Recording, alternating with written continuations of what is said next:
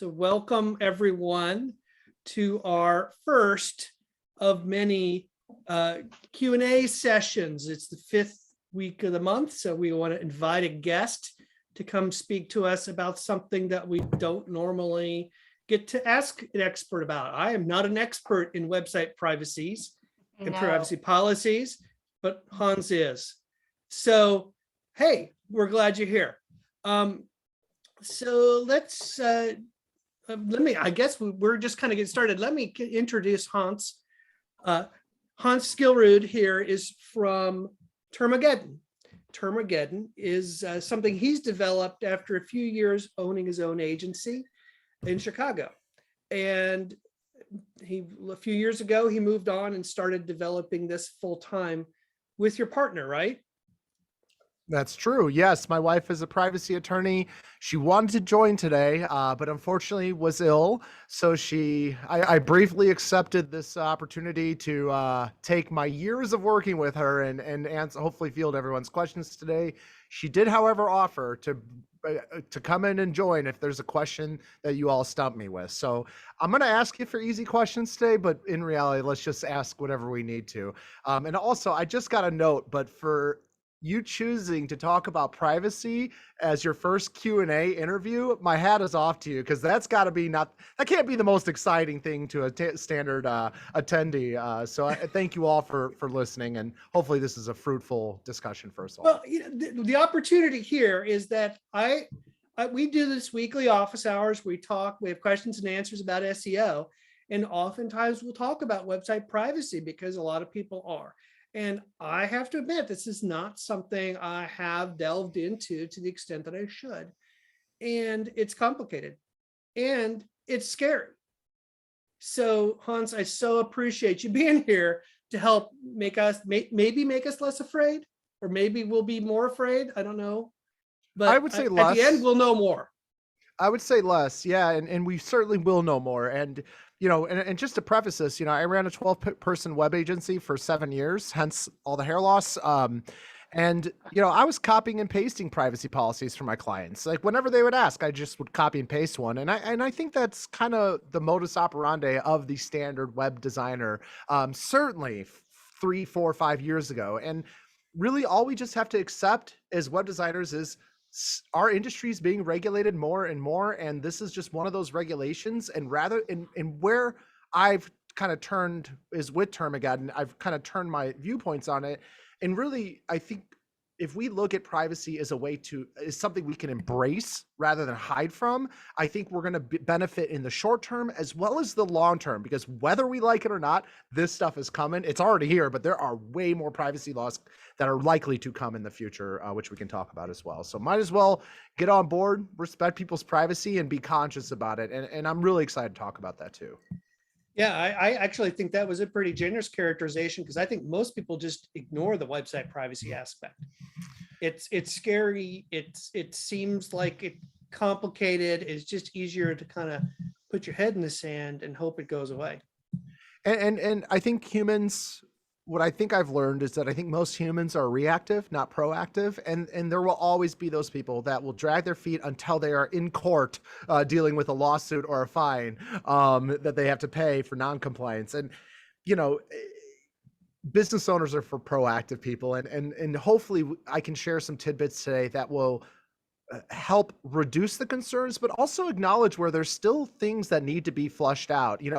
David, you and I got into it earlier talking about Biden's speech and around data privacy in the EU, and how that sounds like it completely conflicts with some other information that we have. So there's a lot of stuff that's still unknown. And then and I'm going to instantly get into philosophy, but that always has me draw back now to, well, how do I move forward and respect people's privacy to the best of my abilities as possible? And we could talk about ways to do that too today. Yeah. Well, you had suggested that you might have some kind of ideas or thoughts that commonly are asked that might be a great start for helping us to think about this topic. What are some of the common questions you get as it relates to website privacy? Yeah, I'll give the high level overview of my view of the privacy law landscape, and I think that'll be a good starting point for people to either disagree with me or ask questions on my opinion and whatnot. So before I move any further, as any good husband would say, please note Termageddon's not a legal service provider. I'm not providing legal services today. Termageddon is a tool, not a law firm. So with that all being said. Privacy laws are out to protect people's data. And what that means is things like names, email addresses, IP addresses, that is regulated data now under multiple privacy laws. And privacy laws protect people's data. So if a privacy law in the EU, for example, protects the data of EU residents, privacy laws in California protect the data of California residents. Not a single privacy law cares about where your business is located. If you are collecting data from their people, you may need to comply with their privacy laws and make very specific disclosures under those laws. So really what we need to be thinking as web designers and web agencies is like, hey, if I'm building contact forms, installing Google Analytics, installing WordPress onto a website for that matter, I need to be conscious and tell my customers like, hey, look, your website's collecting potentially regulated data. I need you to be aware of this fact and let you know that you may need website policies. And so rather than hiding from it, putting it into the right people's hands to make a decision themselves. Termageddon, we have some free waivers. You don't have to sign up with Termageddon. I'll give it to you for free. It's no problem. But using a waiver, I think is one, and that's I just dove right into the details, a standard Hans move there, but using a waiver to help acknowledge like, look, I'm helping you collect regulated data. I'm not responsible for your website policies. Please sign this waiver acknowledging that I told you you need policies, and you can choose to do nothing. That's fine, but you need to sign it telling where you acknowledge where I told you needed it. But let me get back to the high level stuff. So this regulated data that a website may be collecting, well, if you connected the dots, you're probably sitting there thinking, well, I have a website. It could get traffic from anywhere. So do I have to comply with like all these laws? And like, hate to be the bearer of bad news, but unless you're like blocking IPs, which even that comes with an asterisk, yeah, you kind of do. And that's frustrating, as a human, I love the fact that people are getting rights to their privacy. Like I absolutely love that. Like I've yet to meet someone who's not like pro privacy for human beings. What I get frustrated about is that as a small business owner, if I have an online presence, I now have to comply with an ever growing number of ever changing, ever complex privacy laws. And like, that's the part that we're in the middle of, and it is still being flushed out, and we have a lot more to figure out with regard to like what that all looks like. But what I can tell you is like, it seems like the main takeaway is to understand, is your website collecting regulated data?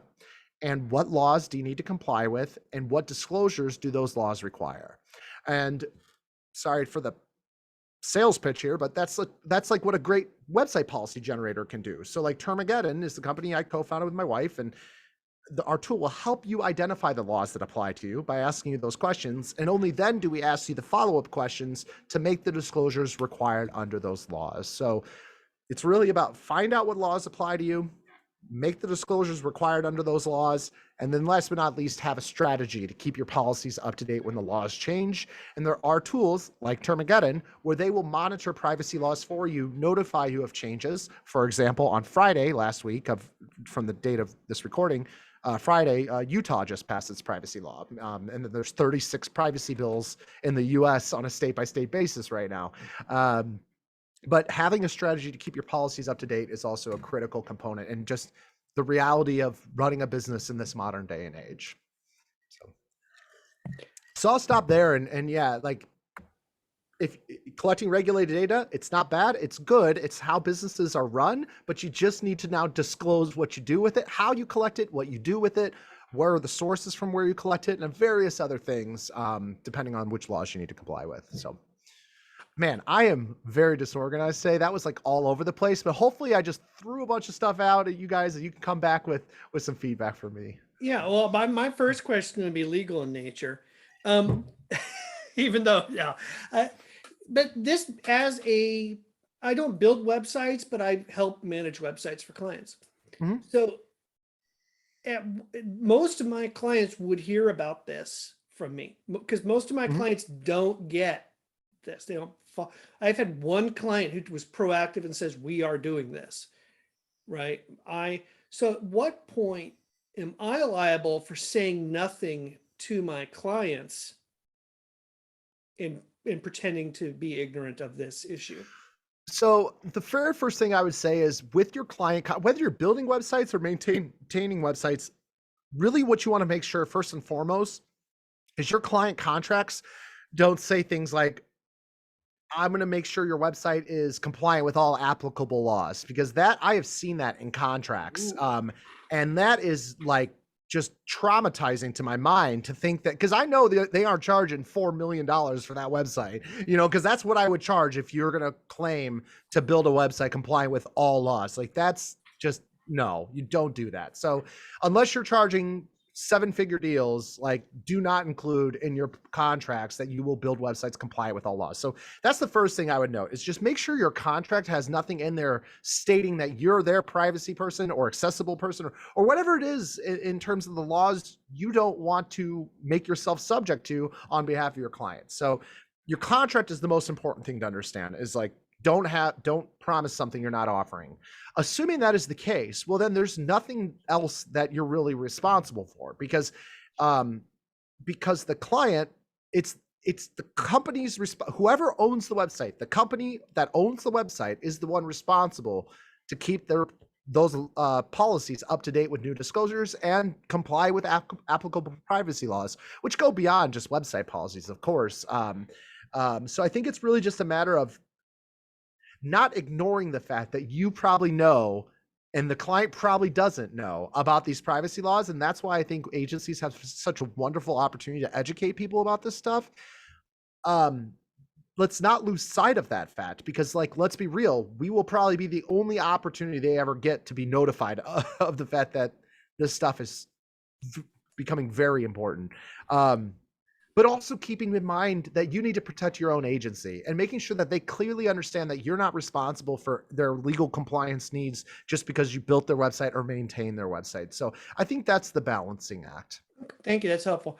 To maintain some order today, and to make sure that I don't ask all of my questions and you can all ask your questions, if please like do the Zoom thing to raise your hand and I'll call on you, or write your question in the chat and I'll watch that too. So, Tim, you unmuted yourself. Did you have a question you wanted to ask?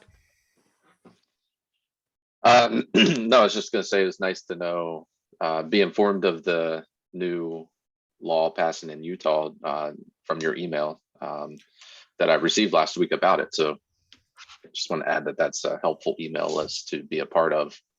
That's awesome as well. Yeah. Whenever we do have customers that cancel every now and then, and when they do, like a good portion of them say unsubscribe me from receiving privacy law alerts. Oh.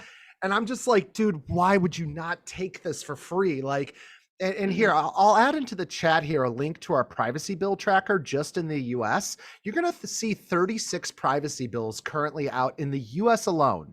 So in the US, we do not have a federal privacy law for general websites. I mean, we have HIPAA, we have COPA, but I'm talking like just for general websites. We have FINRA too, but anyways, for general websites, we don't have a federal privacy law. We have individual states proposing their own privacy bills. And like, everyone in the privacy community is just like, look, no one's wanting to say we don't like privacy rights. We just think it's a joke. Like, how is a small business owner going to stay up to date with all this stuff? And you'll see with those 36 privacy bills in that link, if you go down to New York, you're going to see that there's 3 privacy bills in New York. And if 2 of them pass, any 2 of them, if 2 out of the 3 proposed bills, if one of those passes, it will enable New Yorkers to sue any website owner located anywhere just for collecting an email address on a contact form without a proper New York privacy law disclosures. Like, do we really realize the depth, the gravity of that situation? Because I look, we're all from tech. Like, I hate to say it, but like someone could probably pretty easily create a bot that scans a website for a contact form, scans the website if they have New York privacy law disclosures. If they have contact form with no privacy law disclosures, submit lawsuit on contact form. I mean, that I feel like entry level devs could probably figure that out within a weekend. Like, and some people could probably do that in 15 minutes. And like, that's a frightening thing in my opinion. Yeah, hopefully I no don't one know. I don't watches know. this and then says, "Hey, that's a great idea. I'm going to develop that." If you do, you're not a cool person. Like, not cool at all. Like, Tricia, did you have a question? Yes, I'm sorry. My hand raising goes away occasionally. So All right.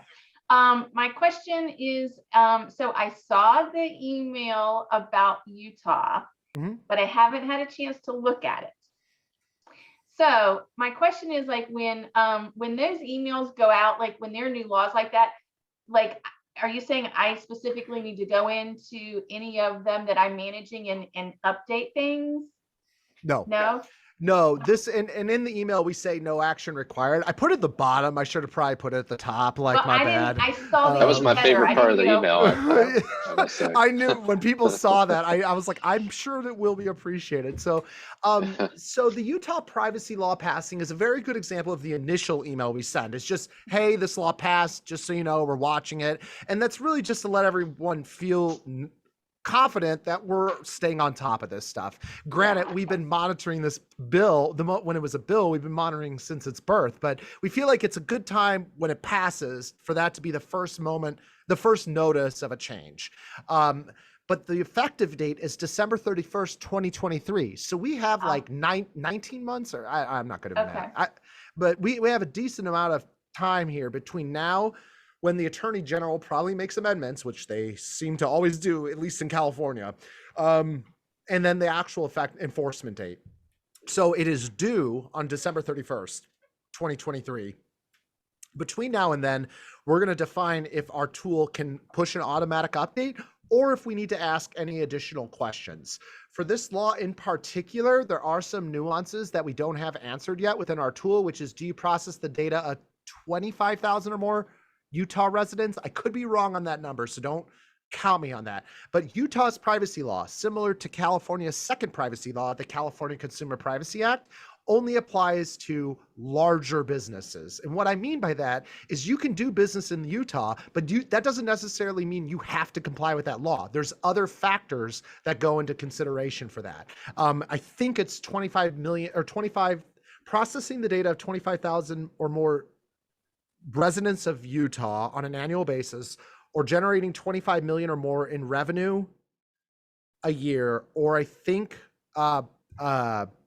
if only there was a blog post for this, and or selling the data of deriving 50% or more of your annual revenue from selling the data of your consumers. So with that all being said, you can absolutely confirm or deny that fact by just going to our blog and clicking the first article, the Utah Consumer Privacy Act Compliance Guide, which I'm doing right now, and I might as well tell you. So, okay, so annual gross revenues of more than 25 million or more, and meets one of the following thresholds. During a calendar year, controls or processes the personal data of 100,000 or more Utah residents, or derives 50% or more of its annual revenue from selling the personal data, and controls or processes the personal data of 25,000 or more Utah consumers. So happy to expand on either of those, but I'll add a link to the article here.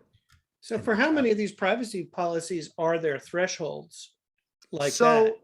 Yeah, so GDPR, no threshold. UK Data Protection Act, no threshold. There's no thresholds for Canada's PIPEDA, DOPA, Delaware Online Privacy Protection Act, CalOPA, the California Online Privacy Protection Act, and Nevada Revised Statutes, Chapter 603A. That would be it. And then for Australia, CCPA, the California Consumer Privacy Act. I'm not sure on Quebec. Quebec is launching September of next year. Utah, Colorado, and Virginia. Those would be all the ones that have business size restrictions. So, and they all seem to be floating. It's 10 million or more in revenue a year, 25 million or more in revenue a year, processing the data 50,000 or more California, or processing the data 50,000 or more people within a state. Those tend to be kind of the variables we see to be if they're adding business size restrictions. And what you can see in that privacy bill tracker is we identify if there are business size restrictions with the proposed bill out, just so everyone knows. I think it's column 3. So most of these are about the website visitors coming to your website from these locations, not where you happen to reside as a business. Is that correct?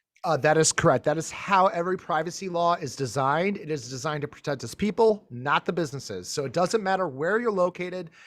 Some privacy laws are only for-profit entities. So PIPETA, Canada's privacy law, for example, doesn't apply to nonprofits. So you could take data as a nonprofit from Canadians and not have to comply with that law necessarily. So yeah, hopefully that helps answer that question.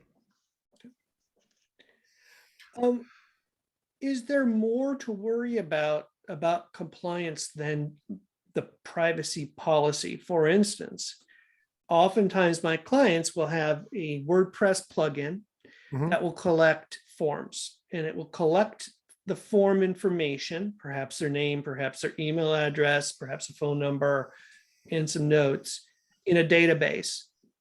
I, as someone who's access to the WordPress site, could theoretically log in to that website and see all of that information.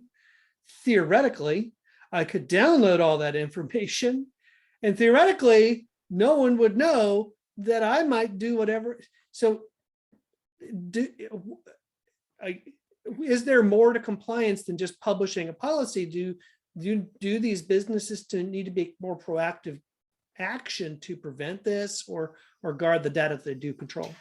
So great question. Actually, the example that you gave is a requirement under several privacy laws, which is disclosing who you share data with. And I love to give this example. I have so many people that tell me, I don't share data. I don't share any data that I collect. And I sit there, I'm like, okay, I'll confirm that with a few questions, and I'll give you my short answer. I think when they hear the word share, they think they don't sell data, but sharing and selling are very, very different things. And I'll give you a great example. Let's say you add a newsletter subscription to your website where people submit a form and put in their email and they subscribe to your newsletter, which is through ActiveCampaign or Constant Contact or MailChimp. That is a fantastic example of when you are collecting not only names and emails, but then you're taking that and sharing it instantly, but sharing it with your third-party email marketing vendor. So that is when you're taking emails, sharing it with third-party, MailChimp, ActiveCampaign, whoever it may be. And in that exact same example, when a form gets submitted on a WordPress website, 9 times out of 10, a backup gets stored in the content management system, aka WordPress, and that hosting providers and parties that need to operate the website may have access to that data. So that particular question, the best way to answer it would be by disclosing it in your policies to let consumers know that, hey, people that need to operate our website may be able to see the data you submit, and being outright in forefront with it and sharing that information. And it brings me to more of a philosophical talk, but like your privacy policy is really like your operating procedure for like what you share to the outer world on how you practice privacy. So really, and yeah, there is more things to do outside of having a privacy policy, but in a lot of ways, your privacy policy helps you discuss like what you do and what you don't do. So yeah, hopefully that helps answer it. I like Termageddon because you can generate your privacy policy, review it, and make sure it aligns with, you know, your efforts and whatnot. So does that help with that one? Yeah. Cool. So yeah, sharing data, very common in our space. Like it is natural. I mean, the moment someone submits a contact form and that triggers an email sent to your email inbox, assuming you didn't build your email inbox yourself, rather using G Suite or Outlook or something, that's also when you're sharing data with your content or with your email service provider. So, you know, the moment someone submits an inquiry on a contact form and you receive an email is the moment you're not only collecting that data, but sharing that data with a third party, whether it be G Suite or Outlook or any other third party email service provider. Go ahead, What's up, Tricia. Tricia? So I can't remember. I don't do a lot of websites. I only occasionally do a few things where I'm using privacy policies. So I don't remember the last time I did this. When we say we share data, we do have to like include the names of the companies, like you said, mail. We don't, or we do. Yeah, so under so that typically I get that question under GDPR, the General Data Protection Regulation, which protects the data of EU residents and EEA residents. So that is one of two ways to comply with that law. So the other way is to disclose the categories with whom you share data with. And, Okay. and we, with Termageddon, we went the category disclosure route because GDPR also states that policies need to be minimal in length. So our thought was, say the categories with whom you share data with, therefore it shortens your privacy policy, therefore you're adhering to GDPR under two requirements. But yeah, you're welcome to share the names of the companies you like. I like doing categories. Yeah, I do too. Because, well, you know, the client adds something and the person who adds it doesn't realize the impact. So then you have to go add, and I think that does make it better. Okay. Yep. Or you switch between ActiveCampaign to MailChimp. Yeah. And now you don't have to update your privacy policy because you already disclosed that you share it with those vendors or with those categories. So. Okay. When using a privacy policy generator like Termageddon, what would be the best practice for an agency or a service provider to say, here, client, you need to comply with this, go answer Termageddon's questions? Or me as the provider of a lot of services, many of which, frankly, the client might not know the details of, to do it on behalf of the client? Yeah, great question. So for one, I would never push Termageddon on a client. You're more than welcome to, but I would recommend not doing it. Rather, I would use like our waiver as an opportunity to educate clients about the importance of policies and have it understood that you're not responsible for their policies, regardless of what they decide to do. And then give them the option to hire an attorney and just be like, once your attorney drafts it, give me the stuff to add to the site, or offer them the option to do nothing and just be like, you can operate, you're a business owner, you can make your own decisions. If you don't want to comply with the laws, that's fine. I still want documentation that I told you need this and that I'm not responsible, but you can sign that off.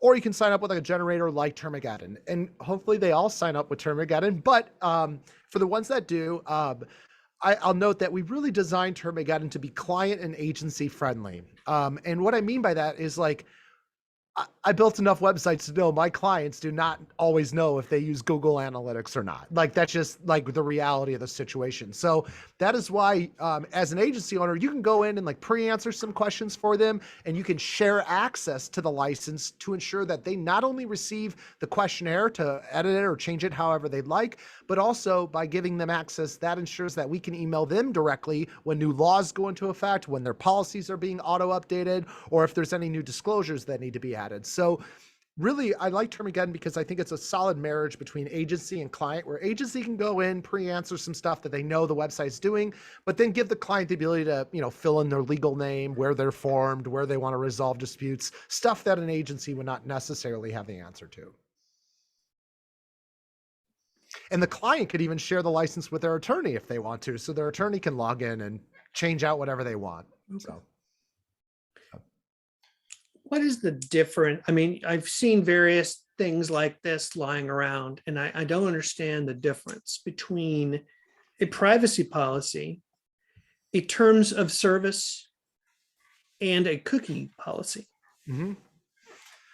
Oh, love this question. So I didn't know this stuff either. I had to marry a privacy attorney to figure this stuff out. So those of us who are married already can't marry a privacy attorney. So I'm working on how best to articulate this joke, but I want to say something like, I married a privacy attorney, so my web agency partners didn't have to. But I'm still working. It comes off so bad. I'm very happily married, but I'm still working on landing that joke. But a privacy policy helps explain to users how you collect data, with whom you share that data with, what the purpose is for why you collect that data as the core, and then any other additional disclosures required under the laws. So privacy policy are there to comply with privacy laws.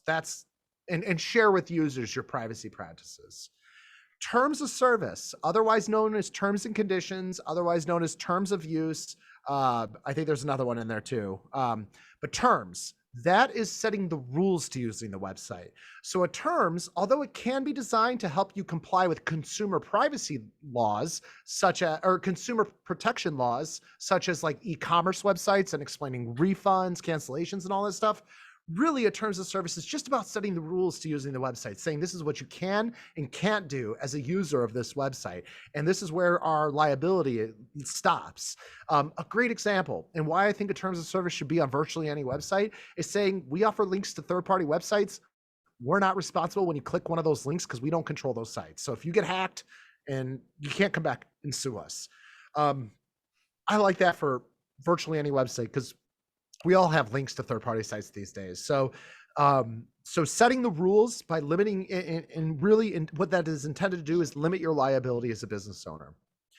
The third one is a disclaimer. A disclaimer is really kind of providing the context to the content, letting people know, nothing on this website should be considered legal advice, health advice. Hey, we have affiliate links. It's kind of like those commercials you see for medicine. At the last 5 seconds, someone's talking at like 3x speed on like all the things that, hey, this, medicine will make you sick, whatever it is. That's what a disclaimer is. Like, it's like getting all the details out, just making sure everyone's on the same page of what this is and what this website is and is not providing. And then a cookie policy is required under the e-privacy directive, GDPR, the UK Data Protection Act, which is all mirror copies of each, or the UK Data Protection Act and GDPR are basically mirror copies of each other. A cookie policy helps explain to users the cookies you put onto their browsers when they're visiting your website and how they can control that level of access. And a fun fact for everyone listening, on Wednesday, April 6th, so 1 week from today, we are officially launching our cookie consent solution as well as our cookie policy. Yes, I know. I cannot wait. That was one of my questions. It was a good. Still have a follow-up, but that was part of it. Yeah, is your follow-up? Why didn't you do this in February when you promised it? No. You said April 6th? Yeah, 1 week from today. Okay. So I do have another follow-up, but Go ahead. Yeah, I please. want to make sure you're finished with that part. I think I got it out. Yep. Okay, so my one question was about cookie, which you answered. The other part actually has to do with like terms of service. So with all the stuff that came out recently with reviews and the FTC, there are review terms of service that are now highly recommended. Do you all have something like that?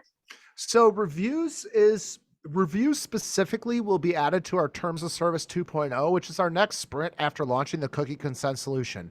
With that being said, right now, what's already in the terms of service questionnaire is limiting people's right on what they can and cannot post.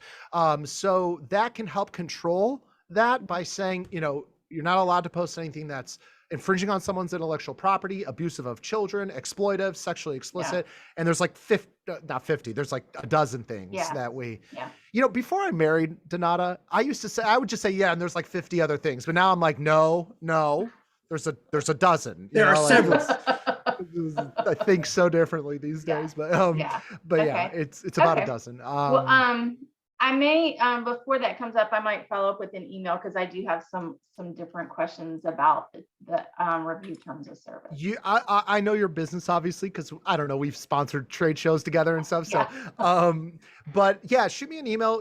For anyone listening, every Termageddon license can be customized. You can add additional paragraphs, and so long as you're willing to accept this isn't legal advice, we might be able to give you like for your review thing, we might be able to write a blog post being like, hey, you can add this between now and when we launch that terms of service 2.0. So okay. Sweet. But yeah, what's currently in there does limit that liability significantly. I mean, it cuts the legs out from under it, but those new decisions will be added. Yeah. Okay. Yeah. I did a webinar last month or this month. Anyway, on the whole review stuff with the FTC, they just FTC is cracking down. If it's not one thing, it's another with these laws and the guidelines cracking down on businesses. Well, I don't know how you keep up with them. We're also seeing it in the EU right now. They're rethinking consumer protection laws, and that's actually a large reason why we haven't launched in the EU, because we're just like, all right, let's wait till they finalize that and then we'll launch into those countries. But they just keep changing it and changing it and changing it. It's like it's just like America. We just have to launch and just constantly change the interpretation or the adaptations to their changes. So Yeah. it's a moving target. It does move pretty quick. So but privacy in particular is what's changing all the time. I mean, it's January 1st, we have 2 privacy laws that go into effect. 3, excuse me. CPRA, which is replacing CCPA, Colorado's privacy law, and Virginia's privacy law. And then 9 months later, we have Quebec. And then now we have 4 months later, we have Utah. So that's really where we see most changes. But regardless, you're right. Yeah, changes to terms still happen too. So let me clarify that you don't, Termageddon doesn't support Europe. Is that correct?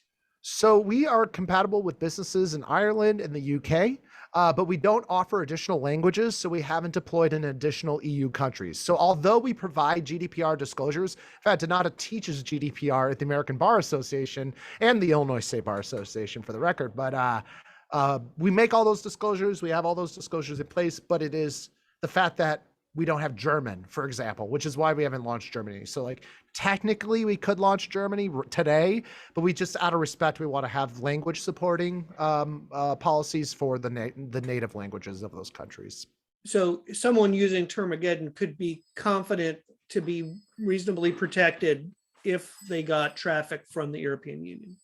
Yeah. Oh yeah. We've been covering GDPR since the day we were founded. That's the clarification point. I was like, oh yeah. Ooh. I got to be careful with how I word it, because I think you're not the first to react that way, and I got to word it correctly, which is we make the disclosures because privacy laws protect the people, so we make the disclosures for the people. However, when you go through our questionnaire, you have to say what type of business entity are you. Well, in America we have LLCs. In Germany they're not called LLCs, they're called other things. So that little tidbit is what we have to add. It's just so that German businesses can be adding to us, and I don't mean just Germany. It's just my name's Hans. I picked Germany, but France, Spain, Italy, Estonia, Lithuania. I mean, the list goes on. So, okay. Is Google Analytics legal? I literally was like, David, are we gonna bring this up? And we instantly got into it. So yeah, we full disclosure, like I love Google Analytics. Me too. I follow on every website. I use it every day. It is indispensable. So I asked this question and I'm going to duck under my desk with the answer. Oh, you might as well start ducking because under the EU's privacy law, GDPR, a decision was made by the Austrian data protection authorities that Google Analytics is illegal under GDPR. What's crazy is, and I don't think what a lot of people talk about is the fact that it's not Google's fault why it's illegal. I should be careful with my wording there. What I can say is that it's the issue that we have with data being transferred from the EU to America is that it's not legal because of US surveillance laws. And my wife, I feel like I probably am leaning towards bringing in the big guns to like really share some articulated opinions on it. But really what it's coming down to is that the Austrian data protection authorities made the decision that Google Analytics is illegal.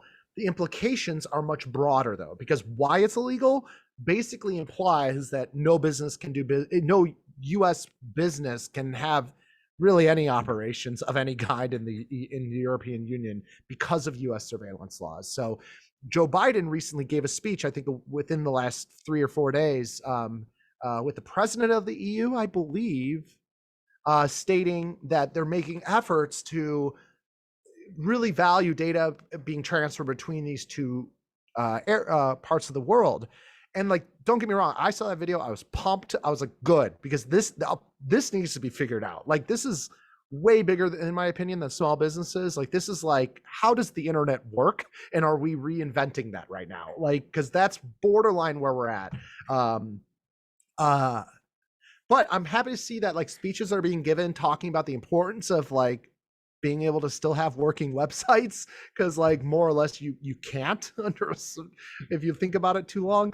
But in the same breath, there is no like method I'm aware of where transfer data outside of the EU to the US is compliant right now with GDPR. So long story short, yes, GDPR is illegal under the EU's General Data Protection Regulation. We have an article on it discussing it in more detail. Yeah, and I hope it gets figured out because Google Analytics is great, you know? I mean, it's fantastic. That being said, there are some fantastic privacy alternatives as well, though. UseFathom.com, big fan of that company, the people who founded it, and their vision behind their business. So UseFathom.com is a wonderful privacy-focused alternative to Google Analytics that I would highly recommend anyone check out. Very affordable pricing. I think it's like 50 websites for $8 a month or something like that, up to 50,000 impressions a month or something like that. Very affordable pricing. And like, look, if you're recommending solutions to your client, I do believe we have a ethical obligation to express the knowledge that we have, which is, hey, just so you know, this is illegal under the EU. If you'd like, we can use a privacy-focused alternative, or you can make the decision to continue using Google Analytics, and let the business owner decide that one. It would be my recommendation. So if a website, let's just presume a website that especially does a lot of business in Europe, is the best practice to remove Google Analytics at this juncture, or is that a decision for the business and their lawyer to discuss? Well, it always is a decision for you and your lawyer to discuss, without a doubt. It's always that. But if you want my opinion, I know that you all listen to me from a privacy perspective, so that's where I come from as I speak. And so from a privacy perspective, yeah, you have to switch. I mean, it's that simple. Now, I'm also a former business owner of an agency. I know what it's like to hear people talk and give those types of advice. Like, hey, just flip how you run your business. Bye, and I'm out in 30 minutes, you know? Right. Like, there seems to be a lot of people ignoring this decision. I guess I'll say that, and I get it. It's stressful, you know? But yeah, from a privacy perspective, yeah, you got to get rid of it. So. But wouldn't that, like cookie managers do that automatically for you? No. So the issue is that a cookie consent solution helps people consent to you putting a cookie on their website and collecting their personal data. They first have to consent. So websites that need to comply with GDPR and other privacy laws for that matter, you need to have someone say, yep, you're allowed to track me before you track them. That's a fundamental difference with how we all used to think, which is like, yeah, they go to our site, I have a right to track them. No, they come to your website, you should be thankful and then ask them to confirm if you can track them. And only if they ask you, do you put those cookies on? And the reason why a cookie consent solution is not a solution to this problem is because the moment someone says, yeah, no problem, track me on analytics, that's fine, you consent, you say yes, and you install that cookie, what you're doing then is you're now grabbing that website visitor's IP address, sharing that data with a third party, aka Google Analytics. That is the problem because Google Analytics is US based. Therefore, because of US surveillance laws being able to technically see that data, you've now crossed the threshold. So hopefully you all followed me there, but that's where the issue is. It's like, even if you consent, you're still sharing the data with a US based company. And because of US surveillance laws being able to see that data, you're not compliant. So the user consenting to allowing you to use Google Analytics does not protect you from the GDPR ruling that recently made Google Analytics illegal. Yeah. And it sounds, you know, and I guess I'm trying to think of like a normal situation. Like if I'm a person in Europe and I visit a site and I consent to them tracking me, the odds of me going and then complaining, like that's super rude if you were to do that. Like you consent, like, oh, I consented. Now I'm complaining to the data protection authority. It's like, man, screw you, you know, like that's not cool. Like you consented, but if one person consents and moves on, great. But maybe the next person that comes to your website doesn't consent, does see that you have Google Analytics and are trying to install it. And then they make a complaint to you. You don't do anything about it. And then they complain to the data protection authorities and you get in trouble. So that's what I think could happen. Okay. We're getting close to the end of our hour. So I want to make sure that everybody has any questions, feel free to jump in or ask them in the chat. Otherwise, I think I have another one. I just escaped. I'll say something if you don't mind. Yeah, please. Thanks, Hans, for all this. It's been really informative so far. I appreciate it. And I talked to you a couple years ago, probably when I was setting up my account, and so I made sure to attend this because you're very helpful. I'm a big fan of Termageddon. It's a great solution for me. I include it in my hosting plans, my web care plans for clients. One, to give me more of a competitive edge, but I don't want to give them the option. I want to say, if you do business with me, your privacy policy is included, to the fact that I set it up initially for you and you're responsible for blah, blah, blah. You know, adhering to laws, therefore, and you told me exactly what to do. You told me exactly how I should set that up. Go through the initial process myself, and then invite them, the client, the website owner, to manage, and, you know, leave it on them to get a legal approval or advice from there. And it's worked really well, and clients appreciate it. Awesome. So I like that a lot, and I'm excited about the cookie consent coming out. I'm wondering if it's going to look like the one on termageddon.com. It It's is. going to have that similar look. Okay. Yeah, Cool. yeah, Looks it's good.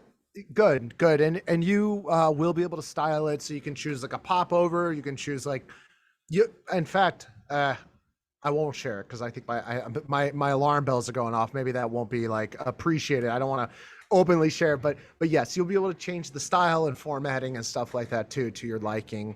And what's cool about the company we confirmed, well, one, US-based cookie consent solutions are also illegal under GDPR from a recent decision. So that we really dodged a bullet on that one. We felt like that was going to be the case, so we decided to partner up rather than build our own, which is a very difficult decision internally, to say the least. We finally made the decision to partner up with an EU-based cookie consent solution.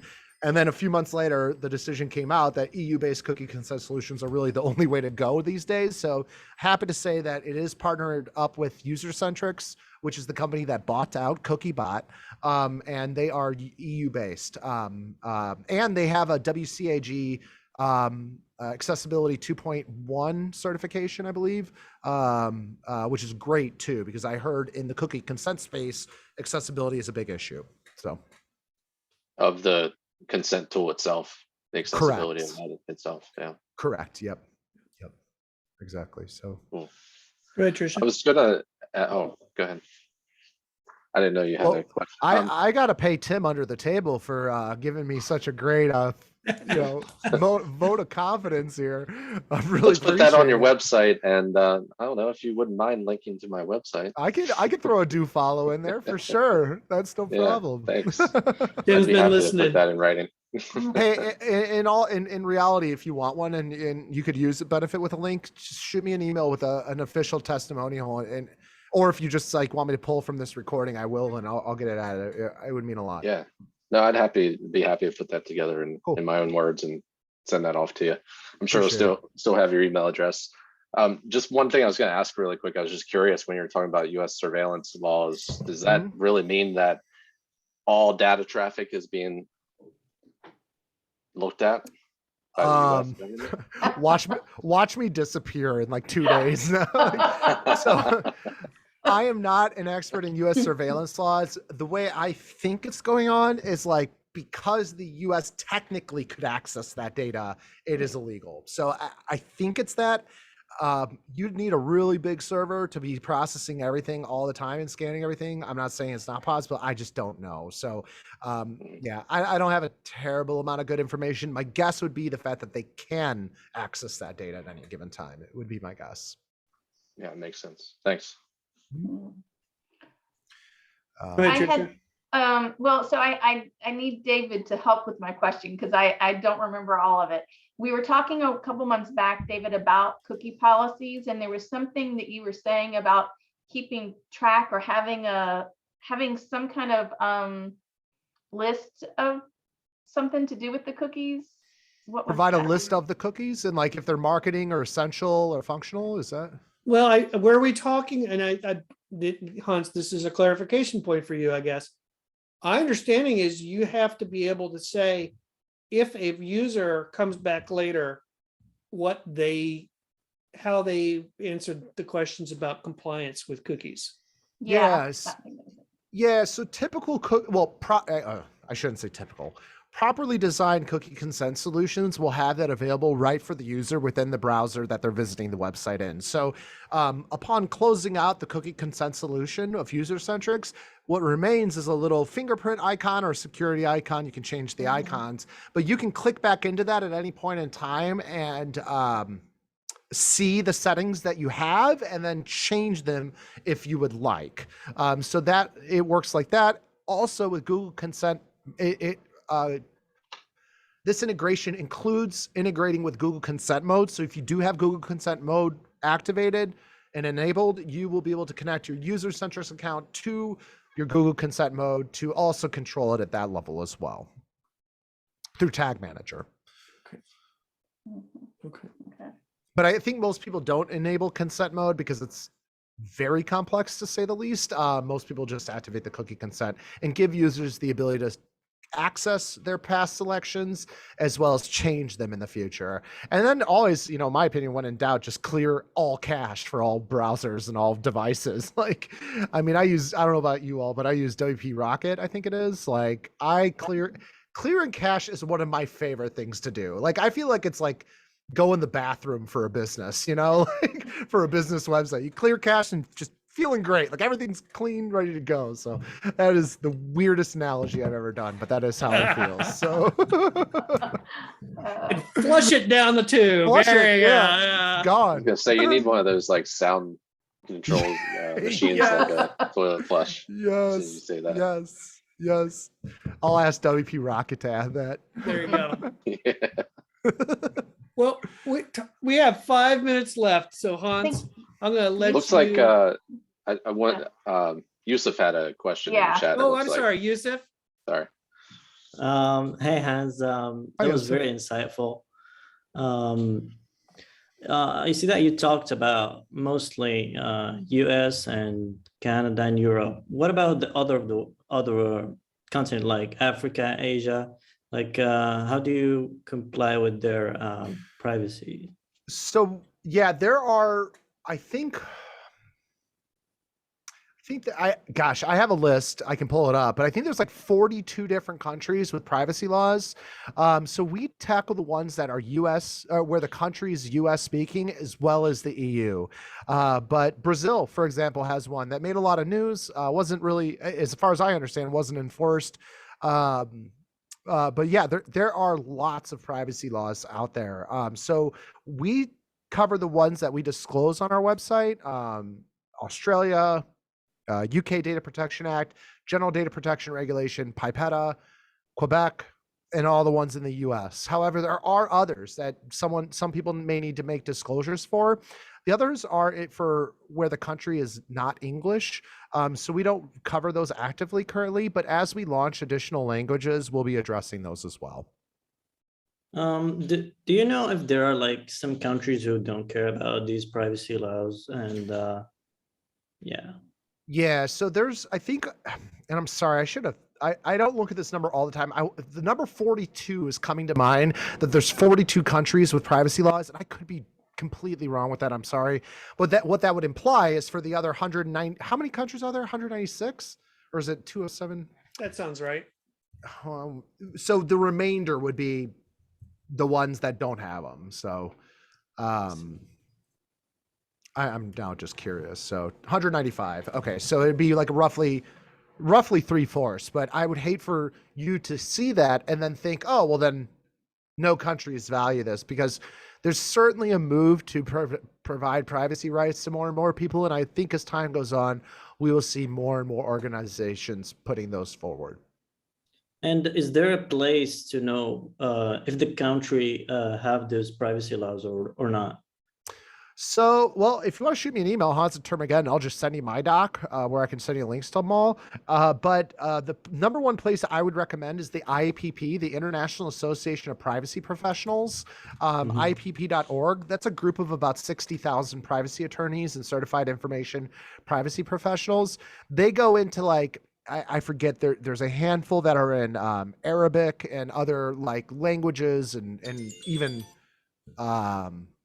using different, alphabets and stuff like that too. So the list is extensive. So Thanks.